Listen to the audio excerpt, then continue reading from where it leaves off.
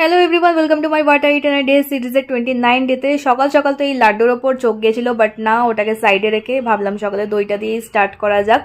তো খেয়ে নিলাম এক বাটি দই। আর তারপরে আমাদের তো গ্যাসের আপডেট হচ্ছে, আমাদের গ্যাস এখনও আসেনি, এক সপ্তাহ লেগেছিল গ্যাস দিতে।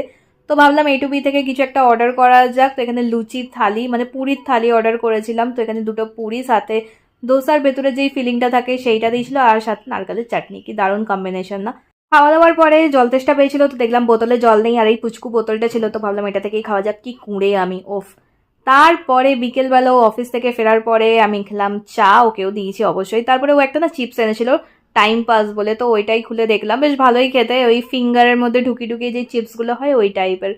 সো তারপরে রাত্রের ডিনারটা সেরকম ভিডিও করিনি, নিচে গেছিলাম হাঁটতে, তো এখানে দেখছি মিনুর বাচ্চারা ঘোরাফেরা করছে। ফার্স্ট টাইম দেখলাম আমি মিনুর বাচ্চাদের এইবারের বাচ্চা, আগেও দুবার হয়েছে বাট ওগুলো বাঁচেনি। তো ওদের সঙ্গে কিছুটা খেললাম, আর আমরা ওপরে চলে আসলাম। তারপর পিছু পিছু আমাদের চলে এলো মিনু। মিনু এখন খাচ্ছে, ওকে যতই বাটি ফাটি দেওয়া হোক কিন্তু ও সেই লাস্টের খাবারটা মাটি থেকেই খাবে। তো ওকে একটু আদর করে নিলাম আর ওকে খেতে দিলাম। চলো আজকের মতো বাই।